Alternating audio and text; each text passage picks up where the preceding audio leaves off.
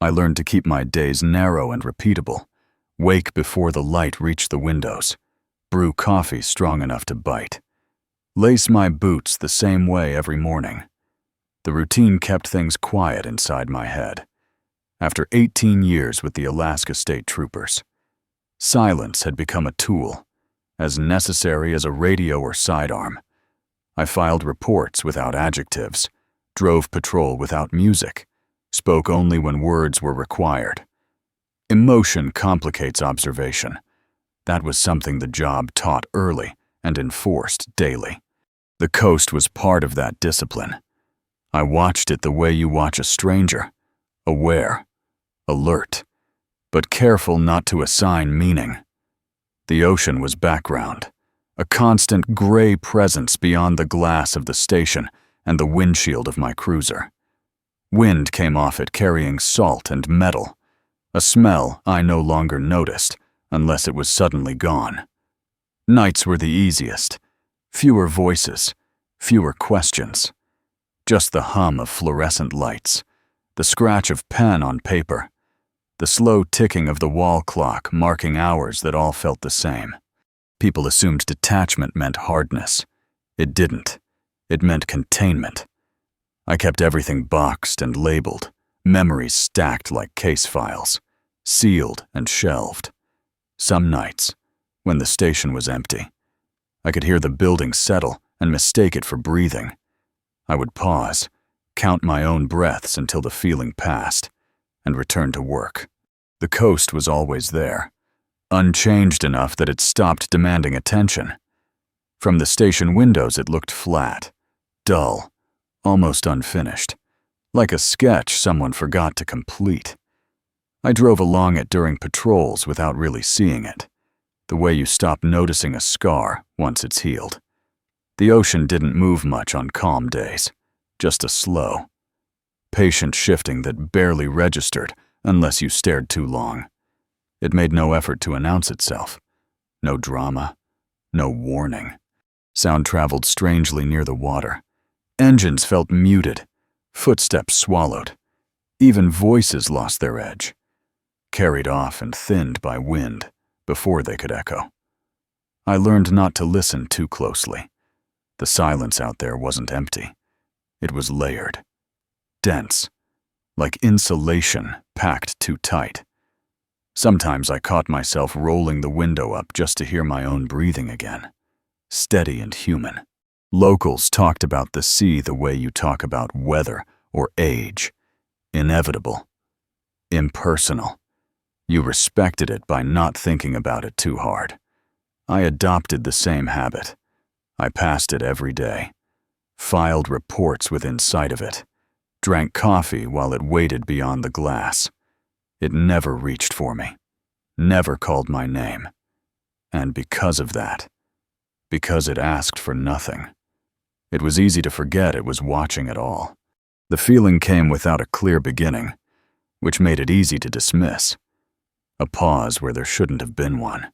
A sense of being observed without any corresponding movement or sound. I would look up from my paperwork and find nothing changed. The same walls, the same window, the same strip of gray water beyond it. Still, the impression lingered, faint but persistent, like pressure in the ears before a storm. It showed up in small ways. I caught myself double-checking doors I knew were locked, pausing mid-sentence because a word felt suddenly wrong in my mouth. Once, during a late patrol, I thought I saw a figure standing at the edge of the shore, perfectly still. When I slowed the cruiser and looked again, there was only rock and tide. No footprints, no movement, just the quiet resuming its place. What unsettled me wasn't fear. Not exactly. It was familiarity. The sense that whatever was there had always been there, long before I started noticing, as if attention itself had shifted, not toward me, but around me. I began sleeping lighter, waking before alarms, heart already beating as if I'd been listening to something just beyond hearing. I never told anyone. Unease, like everything else, was easier to manage when left unnamed. The call came in just after midnight, cutting through the low static hum that usually meant nothing. Mayday traffic is supposed to follow a rhythm: name, position, nature of distress. But this one never found it. The voice identified the vessel as the Arctic Dream, then dissolved into breathing and wind. When the captain spoke again, his words were out of order, like he was reacting to something faster than language could keep up with. He said they'd pulled up the net. He said, "All of them," without explaining who they were. The transmission fractured after that. Bursts of sound slipped in and out, metal clanging. Someone retching. A chorus of voices too close together to separate. One line cut through clearly, spoken with a calm that didn't fit the panic around it. "Something is wrong with the water. Not storm, not collision, not fire, just the water." Then silence, abrupt enough to feel deliberate. We hailed them back until protocol ran out and procedure took over. Coordinates were logged. Weather reports came back clean. No reason for panic. Still, I replayed the recording alone in the office, volume low, listening past the words, in the final seconds, beneath the static. I heard something else, not speech, not noise, but a pause, as if whoever was listening on the other end had decided it had heard enough. The coordinates meant nothing at first glance, a string of numbers dropped into a chart, floating in the middle of otherwise unremarkable water. Chiniak Bay wasn't marked as dangerous. No reefs, no shipping lanes, no history of sudden storms. On paper, it was forgettable. That bothered me more than if it had been notorious. Places that take lives usually announce themselves. This one didn't. When I cross-referenced the location out of habit, not expectation, the pattern surfaced slowly. A trawler lost in the early 90s. 2 brothers swept overboard in the 60s. A schooner that never made it back in 1901. Different vessels, different crews, same cluster of latitude and longitude, tight enough to dismiss as coincidence if you wanted to. I didn't. Coincidence doesn't repeat with that kind of patience. I printed the old reports and laid them out on my desk. The language changed with the decades, but the endings didn't. Calm seas, experienced crews, no distress calls that made sense. Survivors, when there were any. Stopped talking after a while. I stared at the map until the numbers lost meaning and became something else.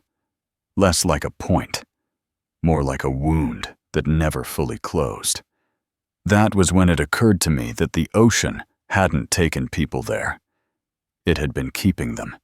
I'd handled enough disappearances to recognize the shape of them. Shock, denial, paperwork, a slow acceptance that settles in once the search grid goes cold. This one refused that shape. It sat wrong from the start, like a bone that wouldn't set. I told myself it was the number of vessels, the clean weather, the timing. Those were rational concerns. They fit in reports. But the unease didn't come from any of that. It came from how quickly the answers tried to close themselves. Requests for additional search assets were delayed without explanation. Federal liaisons appeared before we'd even finished notifying families, already carrying sealed folders and practiced sympathy. Evidence was logged, then quietly reclassified. Every step felt pre-written, as if the outcome was known, and my role was only to move along its edges. I started noticing gaps, minutes missing from recordings, timestamps that didn't align, witnesses who paused before answering questions they should have rehearsed in their sleep.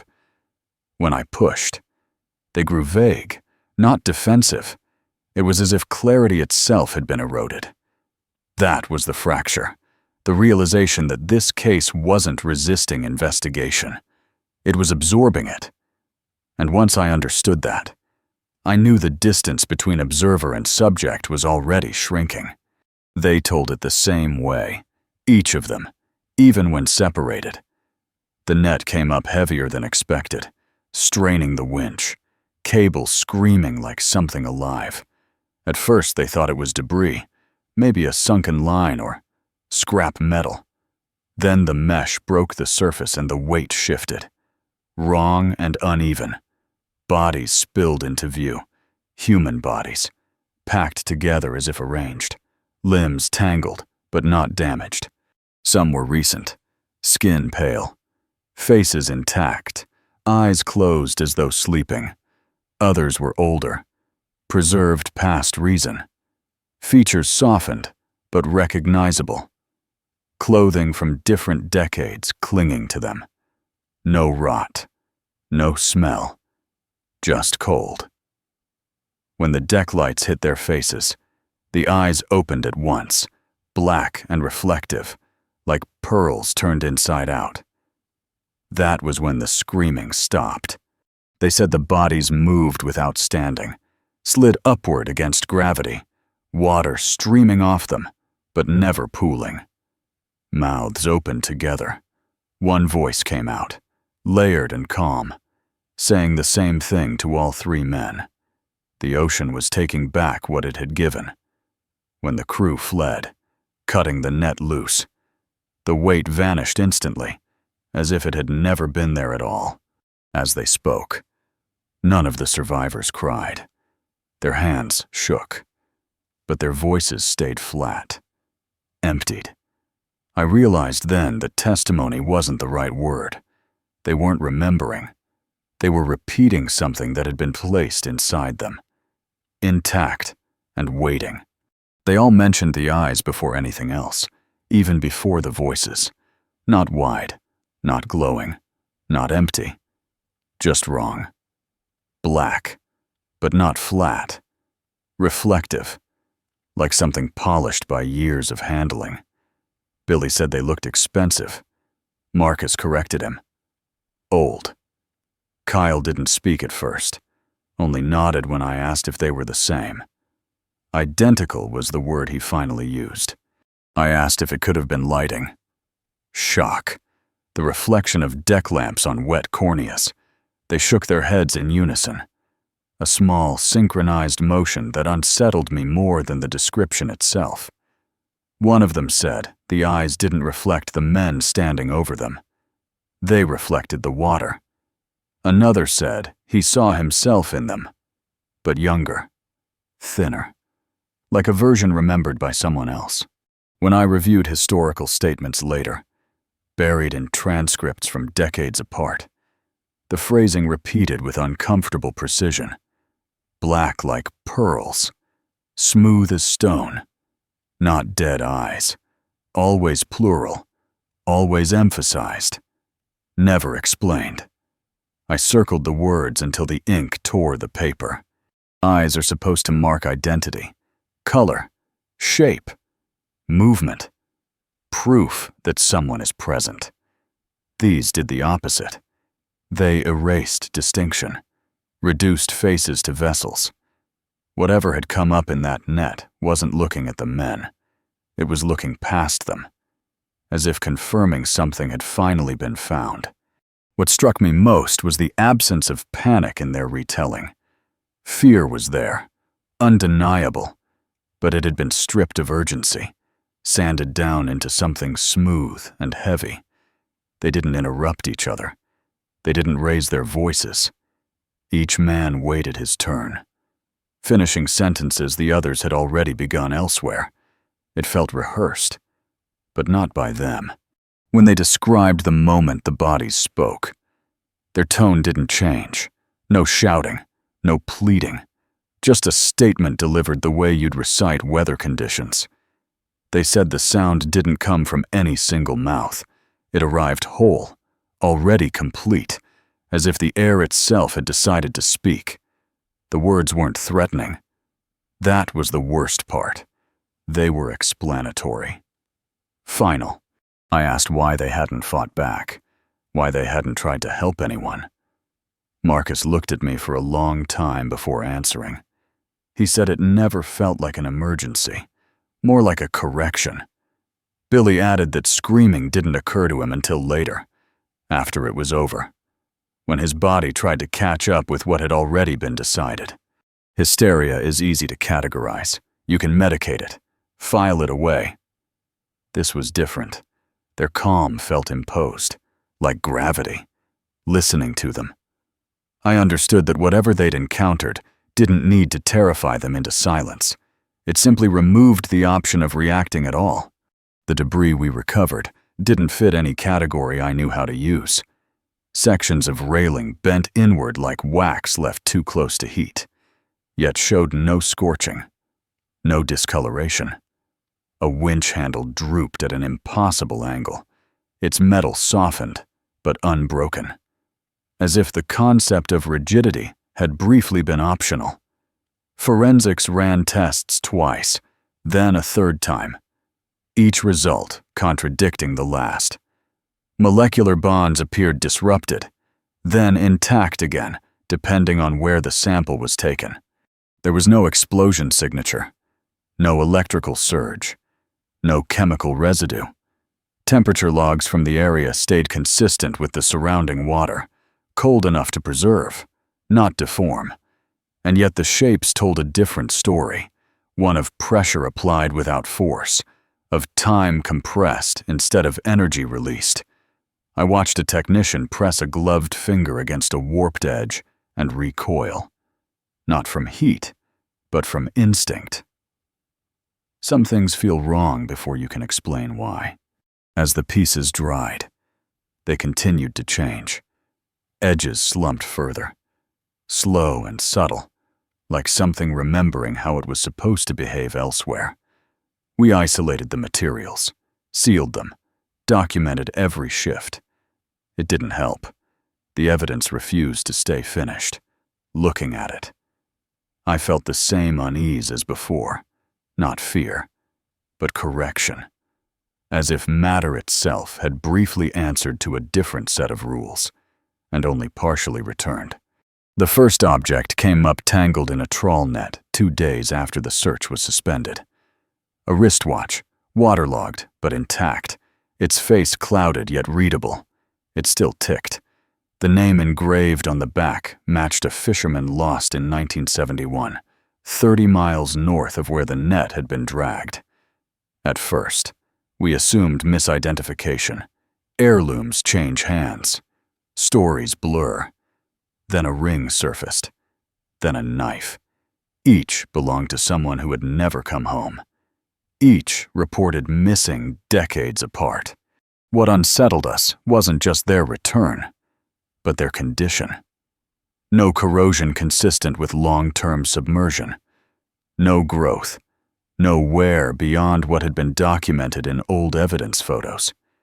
It was as if time had paused around them, waiting for a cue to resume. Families identified the items instantly, touching them with a familiarity that bypassed disbelief. Grief resurfaced not as shock, but recognition. We cataloged everything, tagging each piece like an exhibit. Dates, names, coordinates. But the longer they stayed out of the water, the less stable they became. Metal dulled, edges softened, inscriptions blurred. One morning, a ring was simply gone, leaving a damp outline on the evidence table. Others followed. By the end of the week, all that remained was seawater pooled on the floor, cold and smelling faintly of depth. It felt less like loss and more like correction, time reclaiming what had never fully returned. We treated the objects the way we were trained to treat anything that mattered.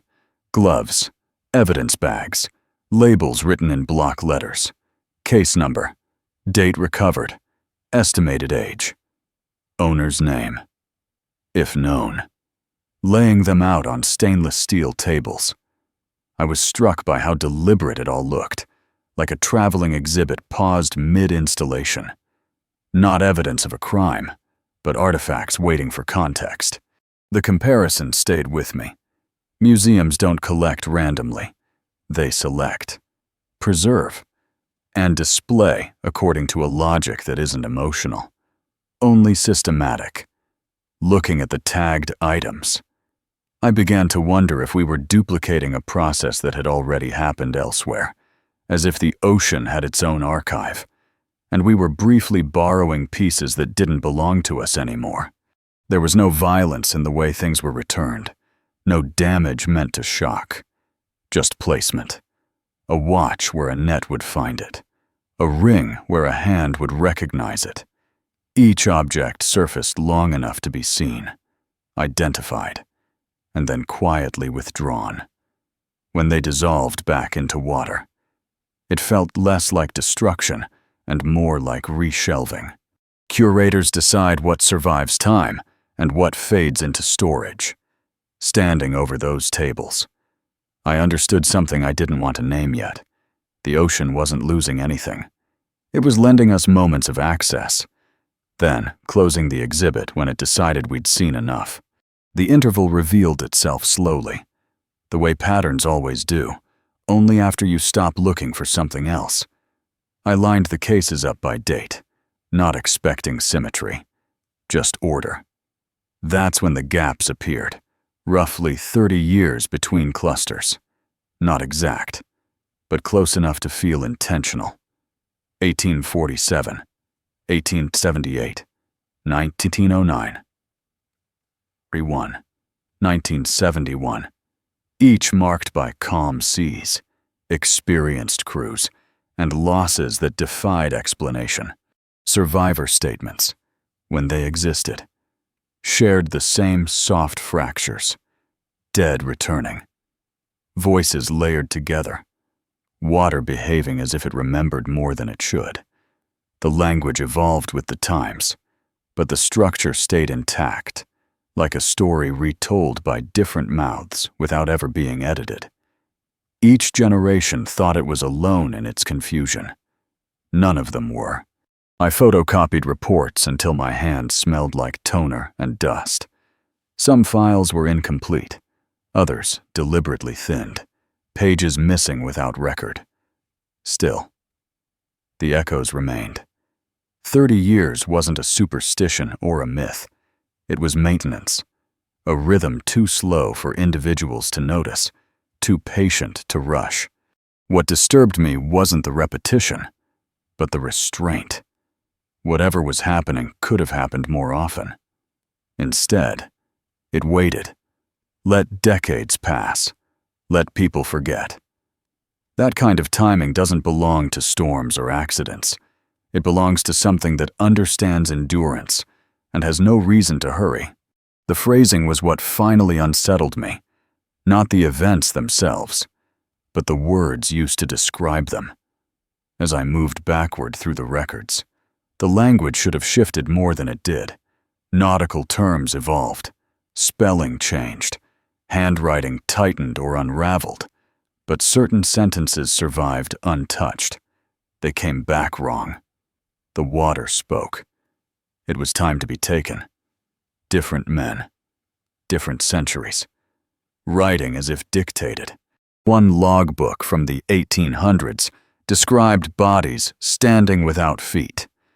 A transcript from 1941 used the phrase moving without rising. A survivor in 2021 said they slid upward. Separate descriptions, identical idea, even metaphors repeated. Pearls, weight, stillness.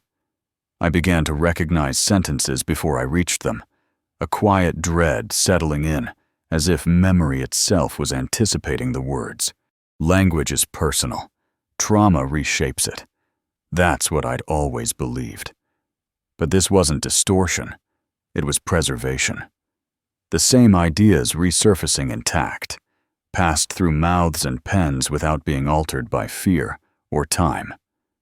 As though the experience came with its own vocabulary, pre-selected and durable. It made me wonder where the words originated.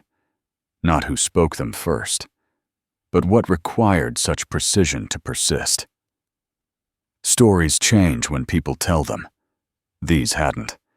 They repeated because something wanted them to, ensuring that even as witnesses died.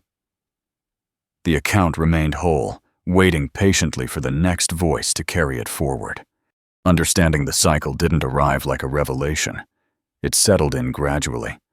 A weight added grain by grain until movement felt pointless. 30 years wasn't a warning. It was a promise. The realization hollowed out urgency. This wasn't something racing toward us. It had already arrived, would arrive again, and nothing I did would meaningfully alter its schedule. What frightened me wasn't the scale of it, but its patience. Disasters announce themselves. They spike, burn out, leave scars you can point to. This endured. It waded through wars, through technological leaps, through generations convinced they were smarter than the last. People aged, forgot, died. The pattern remained unchanged, looping with the same quiet certainty as tides. I imagined future investigators standing where I stood, flipping through reports with newer fonts, newer language, feeling the same tightening in their chest. The thought stripped the case of hope. Prevention assumes choice. This offered none. At best, there was accommodation, understanding enough to stand aside without being crushed. I stopped thinking in terms of stopping it. That impulse belonged to a world where causes lead to solutions. This was different. This was gravity. The horror wasn't that people were taken. It was that they always would be, at measured intervals. Long after my name joined the files, just another entry confirming that the cycle had held. They arrived without urgency, which told me more than credentials.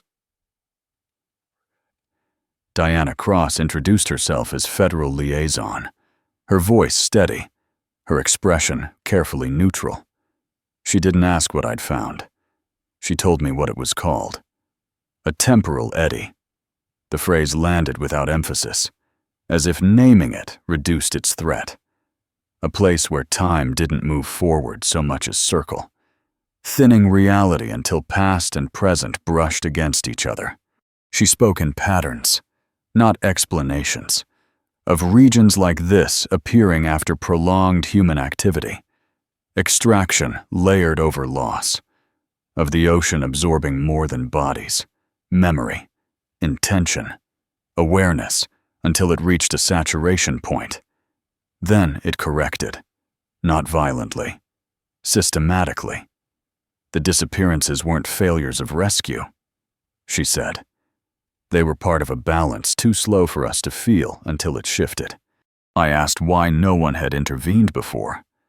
Cross held my gaze longer than necessary. She said intervention implied authority, and authority required leverage. We had none. All prior attempts to disrupt the cycle had resulted in expansion, not prevention. More loss, wider reach. As she left, she warned me not to personalize it. That was the mistake most investigators made, standing alone in the office afterward. I realized the warning came too late. Naming the phenomenon didn't make it smaller. It made it intimate. And once something like that has a name, it becomes harder to pretend it isn't listening. After Cross left, I started noticing the places she'd implied without pointing to them. Not just the bay, but margins. Edges where the world felt less certain. Shorelines at low tide, abandoned docks, rooms where sound dulled for no reason. These weren't portals or cracks you could see. They were absences, subtle enough to ignore until you stayed too long. Time behaved differently there, not faster or slower, just uneven. I'd check my watch after standing by the water and find minutes missing. Then later, feel hours stretch thin inside a single breath. Footsteps echoed where there was no wall to return them. Shadows lingered after their sources moved on. None of it dramatic enough to report. All of it persistent enough to change how I walked, how I stood. Cross had called it thinning. I understood then what she meant. Reality wasn't breaking. It was wearing down. The way fabric does at a fold, you keep creasing. These places had been bent too many times by death, by repetition, by attention. The rules still applied, but less strictly, like laws enforced by habit instead of force. Standing near the water at night, I felt that softness most clearly, the sense that if I leaned the wrong way, I wouldn't fall forward or back, but inward, into something layered beneath the moment I was standing in. Time didn't move there. It overlapped. And once you noticed that, it became difficult to trust the ground beneath any of your memories. I stopped thinking of the ocean as something that wanted. Want implies desire, intention, a face you can argue with. This had none of that. What Cross described, and what the evidence supported, was closer to infrastructure than intelligence. A system that processed input and output without malice or mercy. People entered it. Data accumulated. Corrections occurred when thresholds were reached. That reframing was more disturbing than any notion of a monster. You can hate a creature, you can fight it, bargain with it, assign blame. A system doesn't care if you understand it. It continues whether you name it or not. The ocean wasn't angry about pollution or overfishing. It didn't punish. It adjusted, the way a body does when something foreign persists too long. I thought about the bodies in the net, the preserved faces, the careful timing. None of it was chaotic. None of it was cruel in the way humans mean cruelty. It was maintenance, recycling, a closed loop that incorporated loss as function, not failure. The dead weren't screaming because screams were irrelevant. Once I accepted that, fear changed shape. It became quieter, heavier. You can't appeal to a system. You can only exist within its parameters, or become part of how it runs. Standing at the edge of the bay, listening to the water move with indifferent precision, I understood that the ocean didn't need to be alive to watch us. It only needed to continue. They came back at dawn, one after another, gliding into harbor as if answering a schedule only they knew. No radio calls, no crew on deck. The hulls were clean, paint unscored, names crisp against the metal. From the outside, there was nothing to explain the weeks of panic, the searches, the dead. They looked better than some boats that had never gone missing. It was only when we boarded them that the wrongness asserted itself. The decks were dry, but the air below was heavy, saturated, carrying the cold smell of deep water. Holds that should have been empty were full, not flooded in any normal sense, but containing water that did not slosh or drain. It sat impossibly deep, more volume than the space allowed, as if the interior dimensions had been revised. Faces floated just beneath the surface, the missing men, intact, suspended upright without support. Their expressions were peaceful, almost attentive, eyes open, black and reflective, watching. When the boats shifted with the tide, the water inside did not respond. It remained level, calm, contained by rules that had nothing to do with physics. We backed away without speaking. There was no damage to document, no crime scene to secure. The vessels had returned exactly as expected, if expectation had been rewritten elsewhere. Perfect shells, occupied interiors, proof not of violence, but of completion. Whatever had taken them had finished its work, and sent the containers back when they were no longer needed. The smiles were what broke me. Not wide, not forced, just present. settled into their faces as if they'd found a position that required no effort to maintain. These weren't expressions frozen by death. They were chosen. Each man looked at rest, features softened, tension erased in a way I'd never seen on living bodies. Whatever fear they'd known had been resolved somewhere we couldn't reach. Preservation explained some of it, but not the intent. Skin held color. Eyes remained clear, black and lustrous, reflecting light with a depth that suggested attention rather than emptiness. They didn't drift. They didn't sink. Each body maintained its place, upright and balanced, like an exhibit arranged by someone who understood posture, presentation, respect. I realized then that claimed was the only word that fit. Not captured, not stolen. Claimed implies recognition, a sense of belonging enforced without struggle. These men hadn't been erased. They'd been incorporated. Their calm wasn't the absence of self. It was the surrender of resistance. Standing there, looking into faces that should have accused me, begged me, frightened me, I felt something colder than fear. Envy, maybe, or relief. Seen from the outside, they looked finished in a way the living never do, as if whatever questions had haunted them, work, weather, money, time, had finally been answered, and the answers were sufficient. That was the moment the framework I'd relied on finally failed. Not cracked, collapsed. Everything I believed about causality, about harm requiring intent, about death leaving damage behind, no longer aligned with what I was seeing. There was no crime to solve here, no chain of decisions to reconstruct, only outcome. Clean, complete, irreversible. I'd built my career on the idea that understanding led somewhere useful, that if you gathered enough facts, you could act.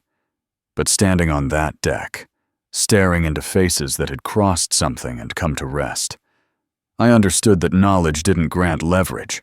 It only stripped away comfort. The world hadn't become chaotic. It had become precise in a way that excluded us. Every case I'd ever worked assumed a wrong turn. Someone made a choice they shouldn't have. This had no deviation, no error, just function. The ocean hadn't lashed out. It had concluded something. And conclusions don't reopen. I felt the distance between myself and the living widen. Subtle, but permanent. The law, procedure, reason. Those were tools for systems that recognized negotiation. This didn't. The point of no return wasn't stepping into the water or diving into the anomaly. It was realizing that my understanding of reality had been provisional all along, and whatever lay beneath it had been patient enough to wait until I finally noticed. The water closed over my head without resistance. No shock, no violence, just a steady muting, as if the world had decided to lower its voice. My breathing slowed on instinct, each inhale measured, each exhale dissolving before it could become sound. The descent felt less like movement and more like permission being withdrawn. Light thinned quickly, not fading so much as deciding it no longer belonged where I was going. Pressure built, but not painfully. It wrapped around me with an evenness that suggested familiarity, like something remembering my shape. The deeper I went, the less my instruments mattered. Gauges lagged, readings hesitated, numbers losing urgency. Time stretched into a sequence of sensations instead of seconds. Heartbeat, cold, weightlessness. Then silence, true silence. Not the absence of noise, but the presence of something that absorbed it. Thoughts dulled at the edges, not erased, just softened, as if sharpness was unnecessary here. I felt observed without direction, surrounded without contact.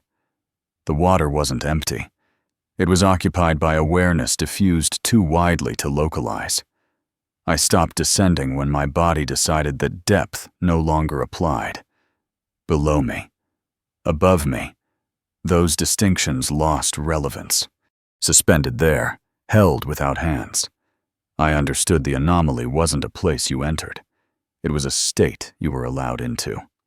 Briefly, once you stopped insisting on where you ended and everything else began. His voice didn't arrive as sound. There was no vibration, no direction, nothing for the ear to locate. It formed instead as pressure behind thought, a presence arranging meaning directly into awareness. I knew it was Jimmy Kuskoff without being told. Recognition came first, explanation second. Names felt unnecessary where he was. He didn't speak in sentences.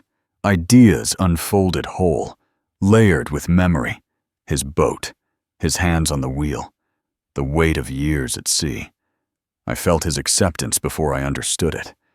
Fear had been brief, confusion shorter still. What remained was calm. Not resignation, but alignment. Like something clicking into place after being slightly off for too long. I searched for his face and found none. There was no body, no mouth shaping words. Communication didn't require form here. It moved through me the way current moves through water, leaving no trace of passage except change. He showed me others, not individually, but as impressions braided together, lives folded into a larger continuity, distinct yet inseparable. Jimmy conveyed one truth with careful insistence. They hadn't been taken. They had been repurposed. The ocean wasn't a grave. It was a system that remembered everything entrusted to it, and sometimes asked for more than it returned. As the understanding settled, his presence receded, not gone, just redistributed, and I was left with the certainty that I'd been answered. Even if no words had been spoken at all, the purpose wasn't delivered as justification. It didn't ask to be understood, only acknowledged. What Jimmy showed me was scale, layers of extraction laid over centuries, nets and engines and waste pressed into the same waters that once only took storms and bones. The system absorbed it all, patient, adaptive, until imbalance accumulated the way pressure does in sealed space. Absorption wasn't punishment. It was regulation. When too much was taken without return, the ocean compensated by taking differently, not randomly, not cruelly, precisely. Lives entered the system not as losses, but as stabilizers. Consciousness folded into depth. Memory redistributed where it could slow the damage spreading through the whole. The men weren't sacrificed. They were integrated. Balance here didn't mean fairness. It meant continuity. A body survives infection by redirecting resources. Even if cells are lost in the process, the system had learned that long ago. 30 years wasn't ritual. It was recovery time. Enough for the surface world to forget, repeat its habits, and tip the scale again. What unsettled me most was how reasonable it felt once shown. No rage, no judgment, just adjustment. I understood then why the faces were calm. Resistance would have been wasted energy. Acceptance conserved function. As the realization settled, I felt myself being measured, not threatened, not invited, simply evaluated. And in that moment, I knew balance wasn't something you argued with. It was something you either belonged to or eventually fed. The changes didn't arrive all at once. They accumulated quietly, the way habits do when you don't mark their beginnings. I stopped feeling cold the way I used to. Temperatures that left others shivering registered only as information, not discomfort. My skin stayed cool to the touch, even indoors, even wrapped in blankets. A medic joked about poor circulation. I didn't correct him. Hunger shifted next. Solid food felt excessive, heavy in my stomach. I ate less without trying, then forgot to eat at all. What I craved instead was water. Cold, mineral tasting, the kind that left a faint burn in the throat. Salt no longer repelled me. Sometimes I dissolved it on my tongue, just to feel something familiar rearrange itself inside my mouth. Sleep grew shallow. I rested without dreaming, waking alert and steady, pulse slow and deliberate. My reflection began to look unfamiliar in small ways I couldn't articulate. A dull ring forming around my pupils, darkening with time. Not enough for anyone else to notice. Enough that I stopped meeting my own eyes for too long. These weren't symptoms. They didn't feel like illness. There was no pain, no urgency. My body was adapting, rebalancing priorities the way it always had, only now the reference point had shifted. I understood then that change didn't require force. Prolonged exposure was enough. Stand near something long enough, and eventually you begin to answer to it. They came to me because no one else would listen. Widows, sons, brothers, people suspended between mourning and denial, carrying questions that refused to stay quiet. I didn't promise answers. I offered translation. Meetings took place near the water, always there, always present, as if proximity mattered. Sometimes it did. The voices didn't arrive on command. They surfaced when grief reached a certain stillness, when the need to demand collapsed into the need to understand. I learned to recognize that threshold in people, the moment their pain stopped pushing outward and began folding in on itself. That was when the ocean responded, not with sound, but with sensation, pressure in the air, a shared temperature shift, meaning without words. Families left changed, not healed. Exactly. Closure was the wrong concept. What they received was continuity, a sense that the dead hadn't vanished into absence, but into function. Some found comfort in that. Others recoiled, unable to accept a world where loss was repurposed instead of... I never judged either response. I existed between states, neither fully witness nor fully participant. I facilitated what shouldn't have been possible. Then watched people walk back into lives that no longer fit them. Each meeting took something from me. Warmth, appetite, distance from the shore. But it also confirmed my role. Grief needed shape. And until the next cycle began, I was the only shape it had found willing to hold it. I knew I wouldn't be enough forever. Systems don't rely on single points of failure, and neither could this. Preparing a successor wasn't about training in the usual sense. There were no manuals, no procedures that survived contact with the truth intact. What I needed was someone who could stand near the water without demanding it explain itself. I watched people closely. Most turned away once the implications settled in. A few stayed too eagerly, mistaking proximity for power. I avoided them. Eventually, I found someone quiet enough to wait. Trevor Park, methodical, observant, unremarkable in ways that mattered. I didn't tell him everything. I showed him patterns, timelines, places where sound behaved strangely. I let him notice the gaps on his own. Knowledge like this can't be transferred whole. It resists compression. I learned that forcing it only led to fixation or denial. Instead, I taught him how to listen, to silence, to repetition, to what never changed no matter how the surface world shifted. I warned him that understanding would cost him warmth, appetite, certainty. I didn't frame it as sacrifice, just consequence. When his questions began to echo mine from years earlier, I knew the process had started. Continuity doesn't announce itself. It emerges quietly, when the system recognizes another structure capable of bearing load. I stepped back, not in relief, but alignment, knowing that when I was no longer here, the knowledge wouldn't vanish. It would simply move, as it always had, to someone still able to stand on land. The decision didn't feel dramatic. There was no surge of emotion, no last resistance rising up to be overcome. It arrived the way certainty does, when all alternatives have quietly exhausted themselves. I had been moving toward the water for a long time.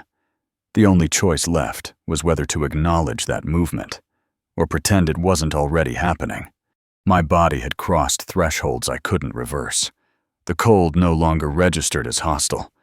The shoreline felt closer than buildings, closer than people. Conversations on land carried delay, like echoes returning too late to matter. When I stood near the bay, everything aligned. Pulse, breath, thought, into a coherence I didn't experience anywhere else. Staying had begun to feel like friction. I left instructions where they would be found. Not explanations. Markers. Enough for Trevor to recognize when the cycle bent again. I didn't say goodbye to anyone. Goodbyes imply separation, and I wasn't leaving in that sense. I was repositioning. The water accepted me without ceremony. No resistance, no welcome, just allowance. As I moved past the surface, I felt the last distinctions soften, between observer and subject, between duty and function. The return wasn't an ending. It was a correction. Long overdue. I understood then that nothing had been taken from me. I was simply going where my understanding had already gone, completing a process that had begun the moment I chose to see. Crossing the threshold wasn't a moment I could point to. There was no final line, no clear before and after. Identity loosened gradually, unthreading itself from edges I hadn't realized were holding it in place. My name didn't vanish. It spread. Memories didn't collapse into darkness. They thinned, becoming less mine and more available, like light diffusing through water. I didn't lose myself. That was the mistake I'd always made when imagining this end. Loss implies absence. What happened was redistribution. Pieces of what I'd been. Habits. Instincts. Fragments of voice moved outward, woven into something broader that didn't require a single center. I could still recognize myself, but only the way you recognize a current, by how it shifts what passes through it. There was no pain in that dispersal. No fear. The need to defend boundaries simply ceased to apply. I understood then why the others had looked peaceful. Identity isn't destroyed when it stops being singular. It becomes functional in a different way. Less narrative. More presence. Thought no longer followed sequence. It existed as orientation. Awareness without direction. I was not observing the system from within it. I was contributing to how it held shape. The last human impulse, to ask what remained of me, faded without urgency. Enough remained to guide. Enough to remember. Whatever I had been as one person was no longer necessary. What mattered was that nothing essential had ended. It had only crossed, and learned how to continue. I don't announce myself. That would defeat the purpose. Guidance works best when it feels like intuition. When a hand never quite touches the shoulder, but the body turns anyway. Fishermen change course without knowing why. Engines stall at the edge of the wrong water, then restart once the bow swings wide.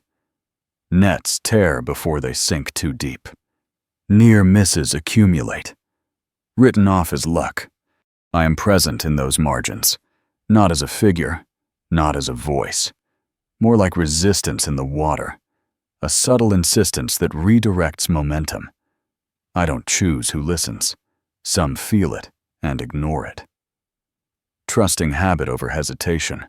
Others pause, uneasy, and that pause is enough. Survival here is rarely dramatic. It's a series of almosts. No one thanks what they don't see. That's fine. Acknowledgement isn't part of the exchange. Systems don't need gratitude to function. They only need continuity. When grief stirs near the surface, when memory presses upward, I help it settle before it fractures. When curiosity drifts too close to obsession, I blur edges until clarity loses its appeal. I remain where attention thins and sound softens. Not watching. Exactly. Orienting. The ocean doesn't speak through me. It doesn't need to. I am one of many gradients now, shaping outcomes without being named. The living continue to live, unaware of how close they pass to thresholds every day. And that is the balance. Presence without recognition. Guidance without witness. A hand that moves the current and leaves no fingerprint behind.